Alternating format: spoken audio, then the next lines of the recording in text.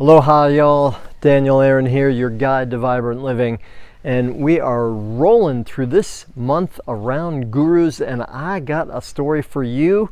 Might be a little shocking. Now, reminder, definition of guru: one who reveals the light in another, the remover of darkness, the remover of guru, right? So a guru is somebody who, in the positive sense, and we talk about, the nefarious possibilities for it in other videos, but a guru is someone who helps someone else to realize their brilliance, who they really are, their higher potential. Now, one of my most powerful experiences of this, and I've had many gurus, many times in my life. My mother thought I was lost to joining some cult. She wasn't exactly wrong, but it depends how you define cult. Right? I tossed my hat in, put my energy in with various teachers and groups because I recognized that there was something of value there for me, that teacher had experienced something or knew something that I hadn't, and they could help me to expand into my potential. So one of those teachers, actually I'm not going to say the name because I don't think that's useful and everybody has their own perspective, but let's put it this way. The teacher, we'll call this teacher John Doe. How's that for creative, right? So I went to John after many years of doing all kinds of therapies, and I'd been at radical training centers. I'd beaten on pillows, I'd screamed, I'd jumped up and down, I'd done all kinds of stuff, right? I was already 18 years into my obsession with personal and spiritual development. Well, I went to this teacher. It was at Harbin Hot Springs. Some of you are going to know what I'm talking about, who I'm talking about. That's okay.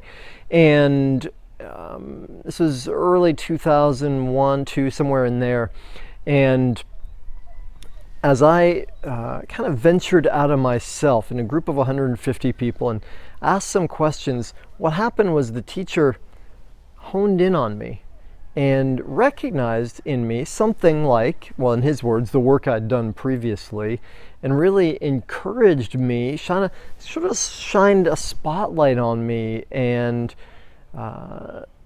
complimented me, raised me up, right? Brought me up out of the group in some way to the point that I was so complimented by him. A couple things happened. One, people in the group were like, "Ooh, that guy, he's quite awake. Something's going on with him. I want to be around him."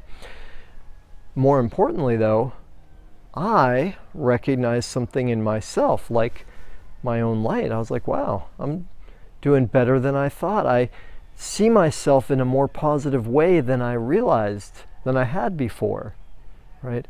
And it sparked some really powerful transformations in my life. It was beautiful. Now, from that point, I got involved with this teacher and stayed with him for about a year. Actually, sold my house in San Diego, moved to Australia to be with him and part of the community.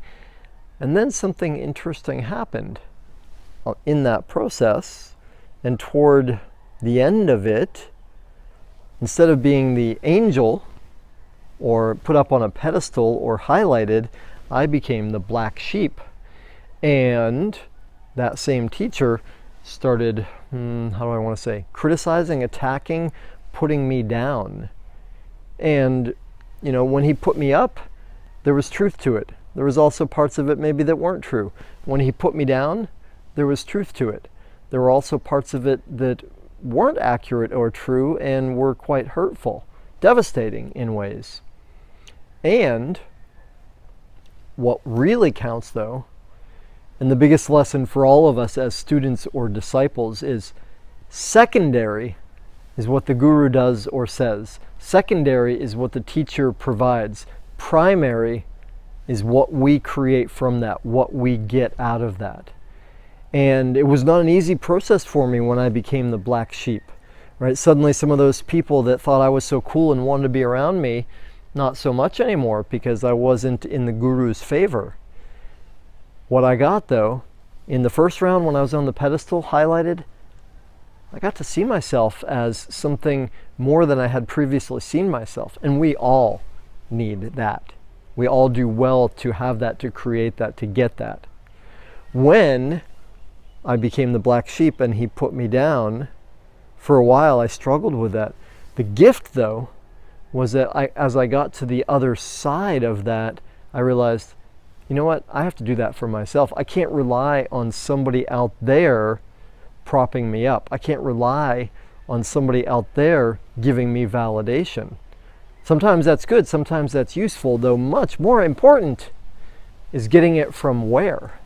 From inside, from knowing, no matter what the circumstances, no matter what other people say, we are pure, true, worthy, lovable, good enough, great, extraordinary, because that's our nature.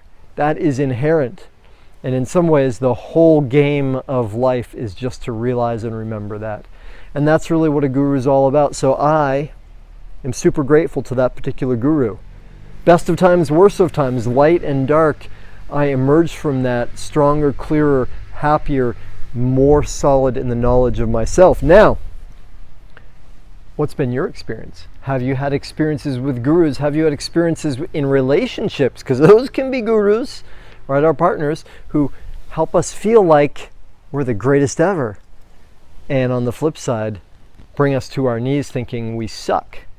Have you had experiences like that? Can you relate to what I shared? Please give me your comments. I'd love to hear from you. And if this is useful or interesting, please like it, subscribe, share. Let's get more vibrant, thriving people in the world. Thanks, y'all. Aloha.